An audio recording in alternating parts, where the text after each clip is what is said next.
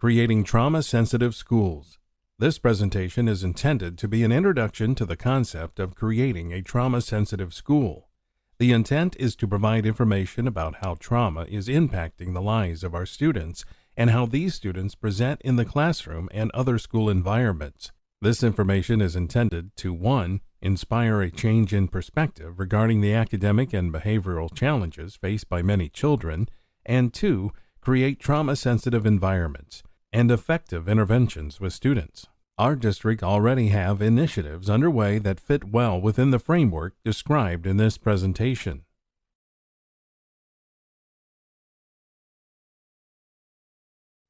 Sources of information. Sources of information included in this presentation are heavily drawn from a few key resources listed on this slide. Overview. Trauma-specific therapy versus trauma-sensitive schools. When educators hear the term trauma-sensitive schools, they may first think of mental health and therapy. Creating a trauma-sensitive school is not about educators doing therapy. Instead, it is about creating a culture that prioritizes safety, trust, choice, and collaboration. Within a trauma-sensitive school, everyone, teachers, administrators, pupil services professionals, cafeteria staff, bus drivers, learns about the prevalence and impact of trauma in the lives of children and families. This awareness motivates and guides the examination and transformation of the school environment, policy practice, educational strategies, staff training, and family involvement to ensure that children impacted by trauma can learn and be successful.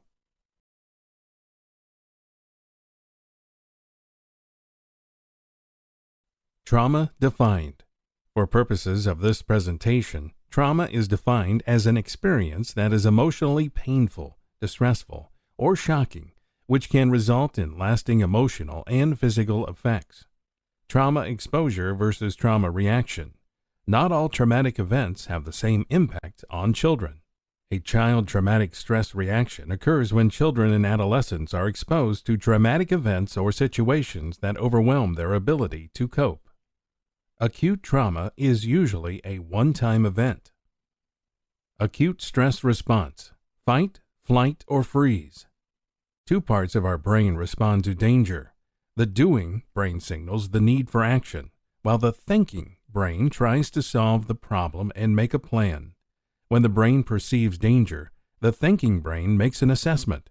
If it is a false alarm because there is no real danger, the thinking brain shuts the alarm off and we move on. If there is actual danger, the doing brain signals the body to release chemicals, like fuel for a car, to provide energy to respond, fight, flight, or freeze. When this happens, the thinking brain shuts off to allow the doing brain to take over. Post-traumatic stress disorder, PTSD. This diagnosis is characterized by re-experiencing the traumatic event, nightmares or flashbacks, hyperarousal, difficulty falling or staying asleep, angry outburst, difficulty concentrating, hypervigilance, avoiding reminders of the event, along with constricted behavior and numbing, diminished interest or participation in significant activities, feeling detached or estranged from others, disassociation, learned as a coping skill to deal with a traumatic experience that is painful and inescapable, ranging from zoning out to chemical use, and intrusive, daydreams, intrusive thoughts. Not everyone exposed to traumatic events or who experiences a stress response experiences PTSD. Complex trauma is trauma that persists over time, is a violation of safety in an intimate relationship, is persistent but unpredictably episodic, and is often progressive over time. Developmental trauma. When complex trauma takes place in the context of a child's physical, social, and emotional development, it negatively impacts a child's ability to negotiate the developmental milestones successfully. The term developmental trauma is used to describe the significant impact that trauma can have that can result in arrested or delayed cognitive, academic, physical, emotional, spiritual, and social development. What about our school district? All schools have many students who have been exposed to traumatic experiences and events. For some of these students, their ability to learn adverse is adversely childhood affected, experiences and schools need to respond.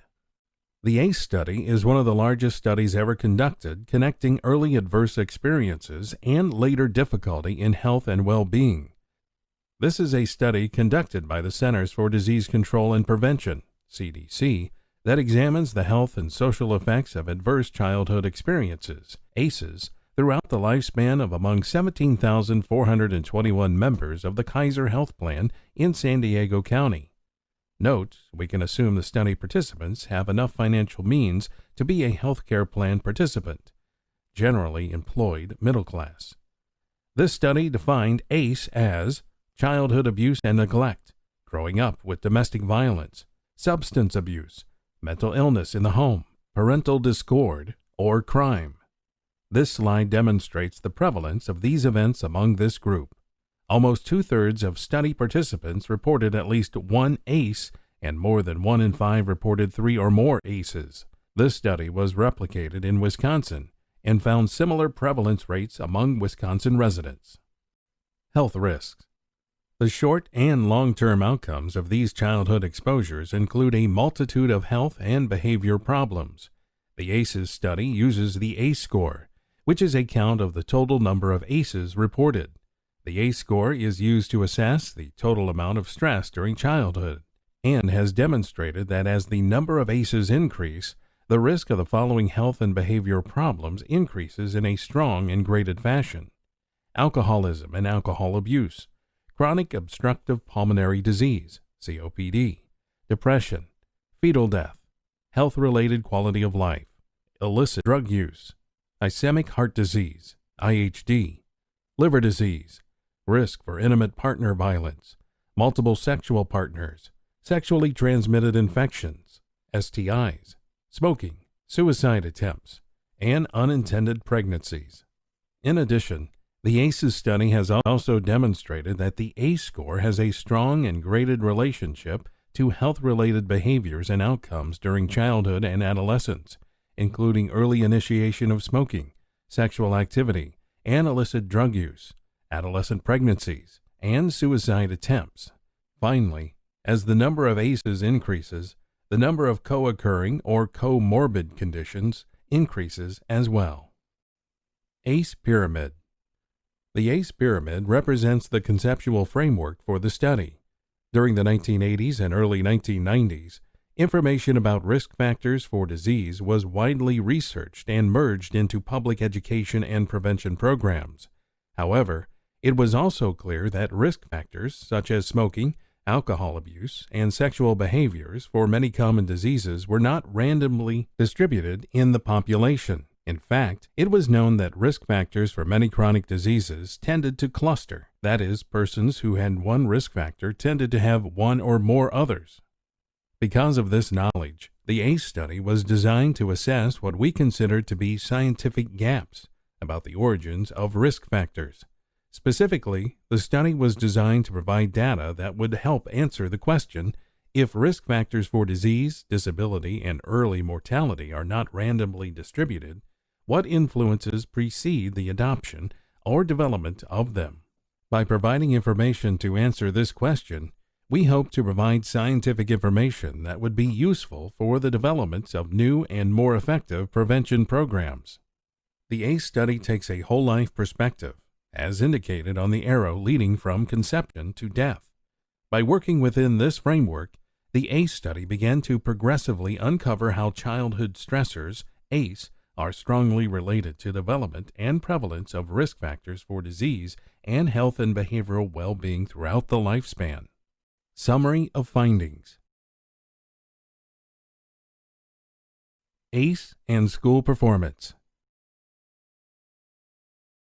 Impact of trauma on the child. Cognitive academic trauma can have a negative impact on a child's cognitive functioning and academic capabilities, which inhibits her ability to learn. More detail on academic impact in slide number 17. Physical, broken bones, bruises. Emotional, persistent fear, inability to trust, inability to regulate emotions. Spiritual, loss of faith in humankind or benevolent God. Developmental trauma can arrest or impair movement through the developmental stages. Our challenge is to look at the developmental stage in which a child is presenting and meet the needs at that level and help him to develop the skills to grow into the next stage. Impact on relationships. The template for relationships is developed through the emotional bond between a child and a primary rhythm to their day, their week, and their lives in early childhood. They later learn that much of the world functions in this way. Children who experience trauma may not develop this as a natural skill learned in early childhood. A child who misses this in her development, or if rules and routine are at the whim of a caretaker, depending on mood, mental health, or substance use of the caregiver, the child may have difficulty applying these rules to academics. Educators should not assume that students have the basic foundations to learn to organize academic materials just because they have reached a certain age. Schools may need to help to develop these skills with predictable routines and clear rules in the classroom and with assignments. Cause and effect. Why would children who experience trauma have difficulty with cause and effect? When children are developing sensor-motor skills in infancy, they begin to explore their world. They learn that they can make things happen, that there is a relationship between their body and actions and the reactions of the world and their environment. Children growing up in a nurturing home are encouraged to explore the world and learn about their effect on it. This does not happen for children in a home where developmental trauma is occurring.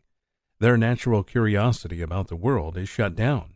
Perhaps laughing elicited a positive reaction from a caregiver in one instance, and then subsequently elicited a violent response.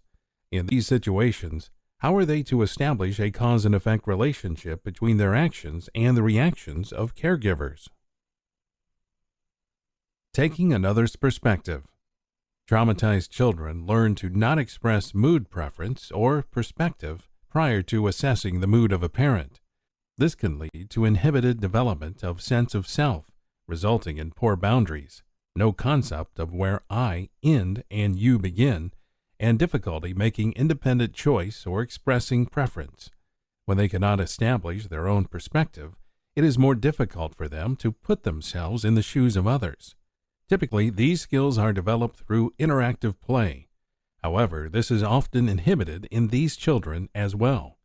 This impacts the child's ability to feel empathy, take another point of view in a story, and infer ideas or viewpoints. Attentiveness.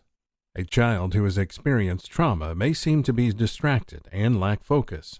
The responses to traumatic stress range from hyperarousal, vigilante, taking in everything, being unable to distinguish between relevant and non-relevant information, everything is a potential threat, to disassociating, zoning out and taking in nothing at all. Both hyperarousal and disassociating look like attention problems in the classroom. Regulating emotions. Children learn to regulate emotions through their relationship with their primary caregiver. When a caregiver is not emotionally regulated, the child will not develop this skill. This can have a tremendous impact both academically and behaviorally. If a child has poor emotional regulation, he will have difficulty with impulse control, perhaps resulting in aggression. She may misinterpret emotional signals of others, underreact. He may be overwhelmed by feelings and not be able to control them because he may have had feelings of anger and sadness pushed down. These children have perhaps been told that these feelings are not acceptable or experience them as potentially dangerous. Children may have these feelings bubbling up over the surface as they try to hold them down, walking around with feelings of fear, shame, anger, guilt, irritability. Executive functions. Executive functions are carried out by the frontal lobe, or CEO of the brain. This higher functioning part of the brain is heavily impacted by developmental trauma. This part of the brain is in charge of goal setting, anticipating consequences, initiating and carrying out plans, and evaluating outcomes. These functions are very important for achieving academic and social success and caregiver. The caregiver serves as the child's source of safety, provides for the child's needs, and guides her in understanding herself and others. In turn, the child meets the caregiver's need to provide nourishment and guidance. Healthy attachments provide the building blocks for later relationships and a child's ability to master developmental tasks by regulating emotions and self-soothing. A child learns how to calm down when a caregiver uses soothing techniques such as rocking, holding, and cooing. Over time, the child learns how to calm down by himself. Developing trust in others. When the caregiver and child are attuned to each other, the caregiver knows how to respond to the child's needs, and the child learns that she can depend on others. This leaves the child with a sense the world is predictable and safe. Encouraging children to freely explore their environment. Because the child has learned that they can rely on others, he feels safe to explore the world knowing that someone will be there if he is in distress or needs help. This exploration is the way children learn. Helping children understand themselves and others. The caregiver-child relationship provides the child with a model for understanding who she is, who the caregiver is, and how the world works. Because the caregiver responds, the world is seen as a safe place where people can be trusted and depended upon.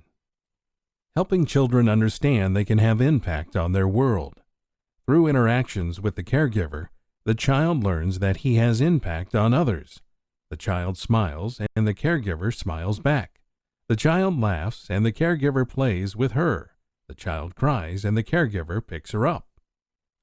Impact on worldview.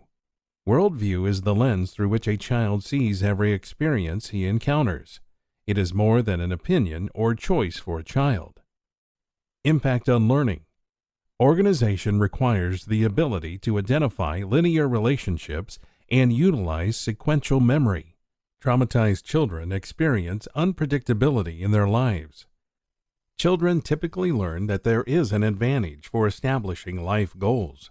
A traumatized child can develop a bleak perspective, expectations of failure, a low sense of self-worth, and a foreshortened view of the future, all of which disrupt the ability to plan, anticipate, and hope. Engaging in the curriculum. Traumatic experiences can deplete motivation and internal resources for academic engagement.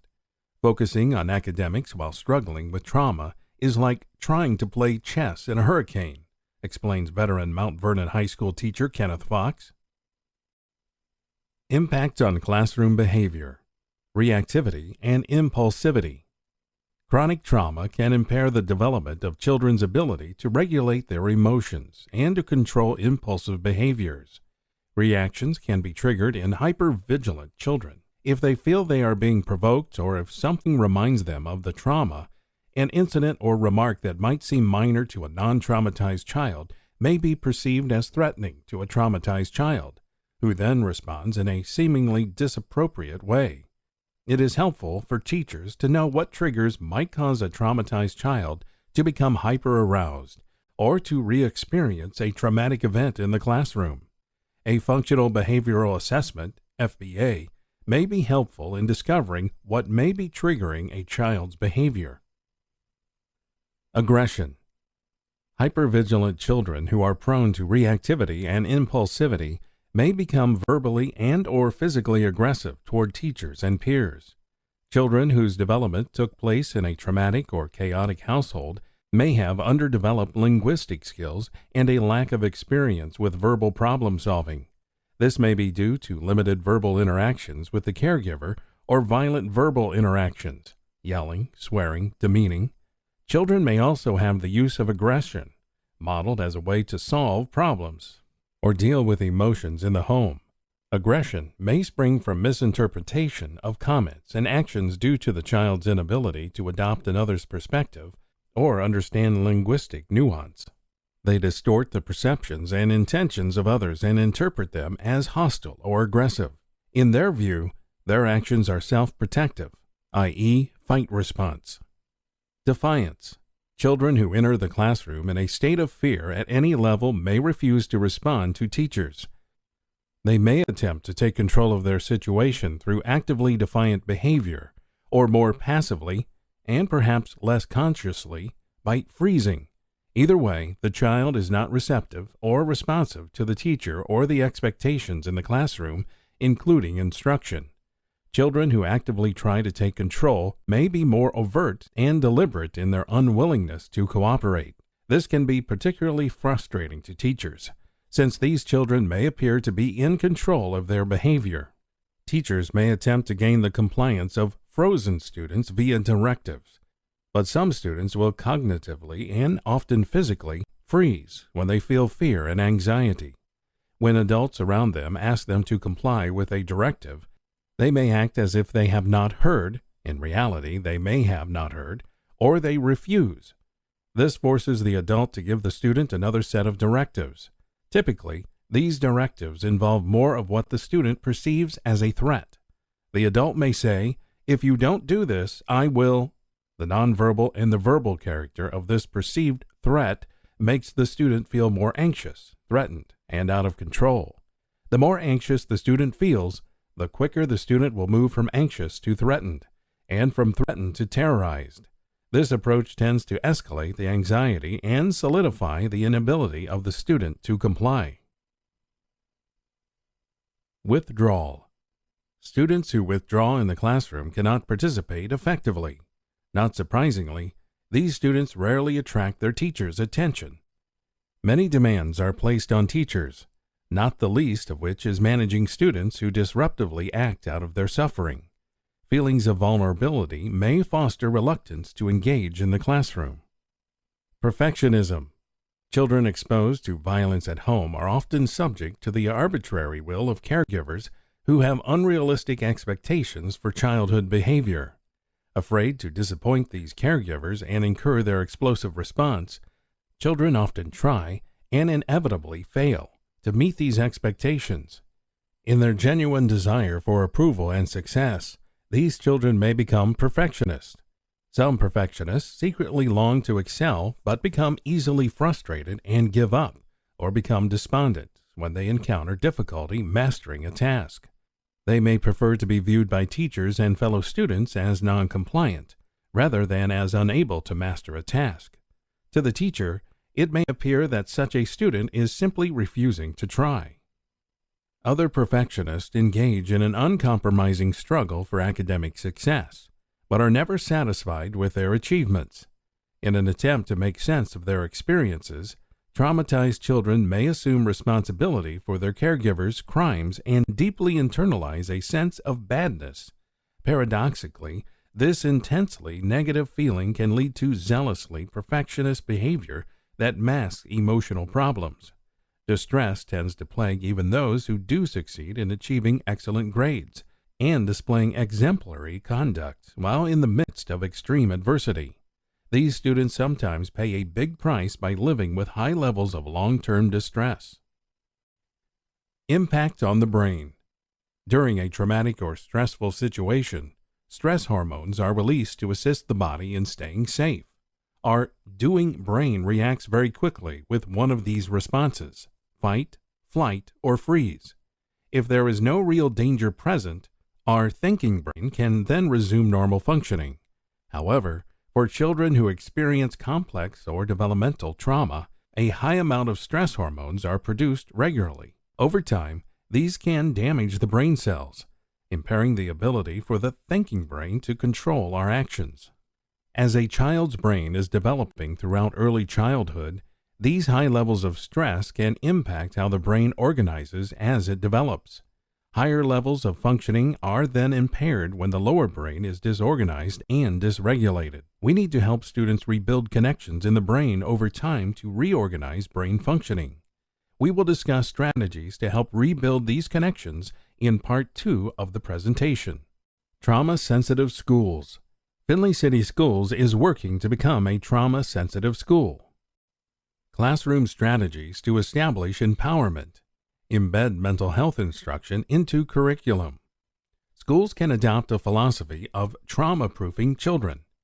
We can build resiliency proactively for all students to give them skills to cope with the negative events that may occur in their lives. Schools can do this by connecting what we teach to coping strategies. In the future, The student can utilize the coping strategies to handle difficult emotions and self-regulate.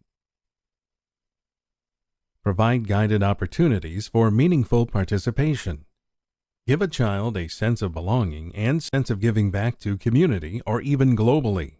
This can increase resiliency and give a sense of purpose and meaning to a student if it is guided, carefully planned, modeled, and then observed. Examples of this may include service learning and peer tutoring. Maintain high behavioral and academic expectations. Support students with an attitude of, I know you have a lot to deal with, but you are strong, you are competent, and you can do this. Children succeed when coached with an expectation rather than just a hope of mastery. Students can sense when you do not believe in their ability, but will rise to the level of expectation you set for them. High standards can be set paired with compassion, empathy, understanding, and support to be successful. Build on strengths. Start with an area of interest or skill for a child so that they will feel more confident in engaging in the curriculum. Build competency. A sense of competency across multiple domains is another key factor in resiliency. Schools can instill hope in a child that he can have a productive and positive life through giving him the experience of competency. Step 5. Classroom strategies to establish collaboration. School staff. Utilize building consultation teams to strategize for students. Use functional behavioral assets, FBAs, to identify potential triggers for a child. Fellow staff can serve as a resource for potential solutions. Consult in other classrooms and invite staff to consult in your classroom. Students. Collaborate with students. They often know what would help them, but no one thinks to ask them. Build a relationship that establishes you on the same team as the student. Family. Use families as resources to support a child. Provide education, training, and support to families in need in a positive, respectful, and supportive way. Classroom strategies to establish safety. Clear and consistent rules for managing behavior and setting limits. Children who have experienced trauma need consistency and predictability to feel safe. They may have come from a place of arbitrary rules that did not make sense. Schools must have a cohesive plan that is school-wide using positive behavioral interventions and supports that are predictable, positive, logical, and focus on teaching the rules of social interaction. Do not assume that students have them and are just not using them. Accommodations to meet individual strengths and needs. Schools need to build upon a child's strengths for a child to increase competency and sense of mastery. Avoid dumbing down academics, but instead focus on presenting information in many ways other than verbal. Predictable structure, relationships, and environment to promote safe surroundings and interpersonal relationships. Try to create a regular routine for these children and avoid creating arbitrary changes whenever possible. Anticipate that changes may be stressful and assure the child that she will be safe and supported. Reduce bullying and harassment. Take steps to create a school culture that does not tolerate bullying or harassment so that students can self-advocate or advocate for each other when someone is being victimized. Use seclusion and restraint only as a last resort. Appropriate use of seclusion and restraint may be necessary when a child is an immediate danger to himself or others. However, it is important to be aware. Community. Learn about community resources and make referrals when needed.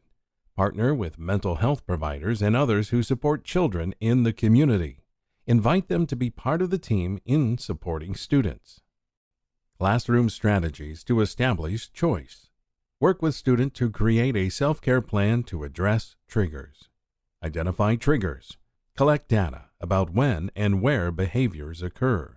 The FBA process can be useful in finding out what may be contributing to creating a negative response from the student. Eliminate triggers. Empower the student to eliminate the triggers. Work with the student to develop coping skills. Options. Teach self-regulation. Recognizing when a student may be experiencing intense emotions and guiding them to effective coping. Why don't you take a minute, breathe deeply, focus on something positive. Pre-identify something they like to think about or look at. Encourage physical activity in a safe way. Guide the student to a safe spot in classroom. Teach students to recognize and name emotions. Give language needed to identify feelings. Many of these children feel disconnected from their bodies. You look angry. Your face is red. Your fists are clenched. You look frustrated. You look sad. Make sure to teach a range of emotions. Mad also has elements of sad, frustrated, etc. Teach students how to identify emotional cues of others. Take the perspective of others. Use stories to develop this skill. Teach students to link their feelings to experiences internally and externally. Create a chart of feelings that has columns for feeling, thinking, acting. Identify resources to safely express feelings.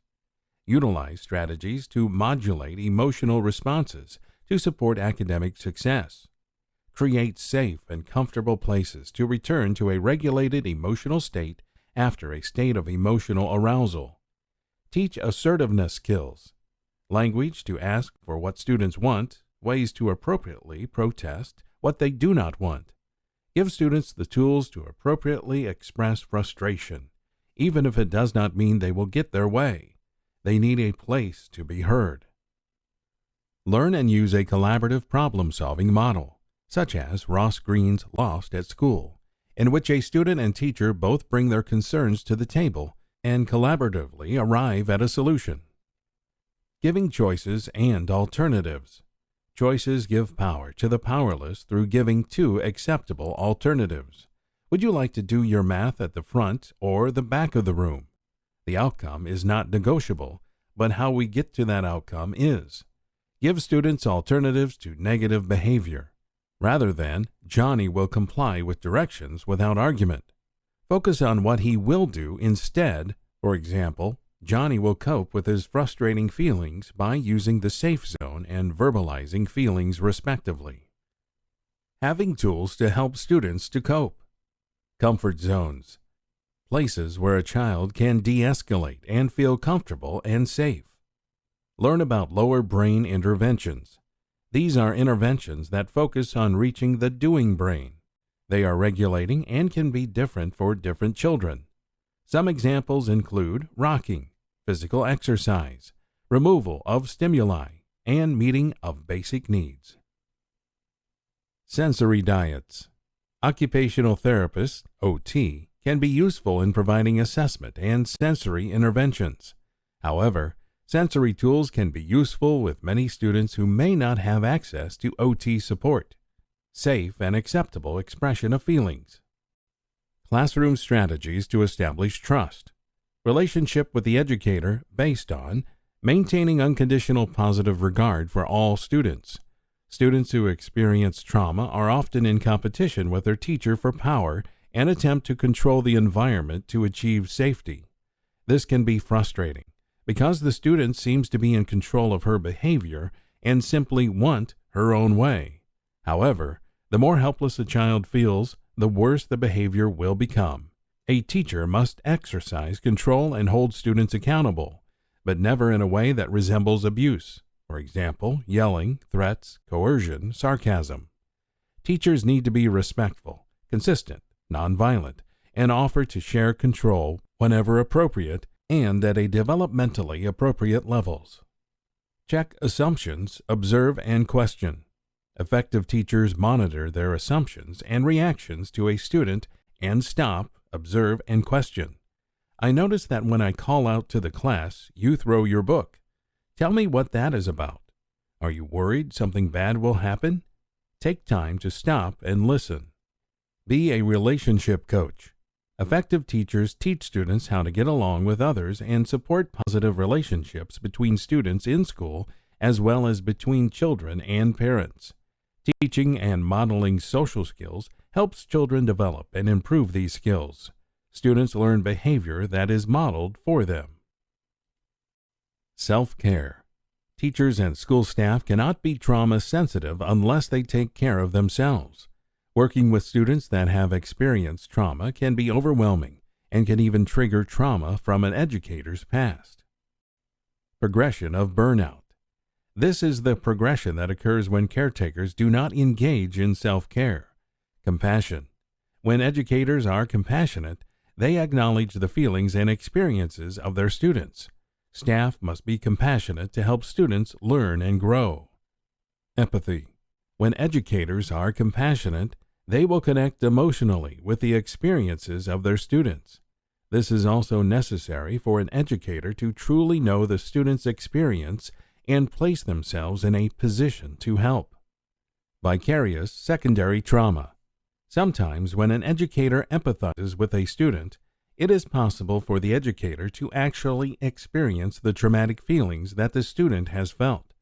This is characterized by a stress response occurring in her body in reaction to what the student has experienced. Compassion fatigue.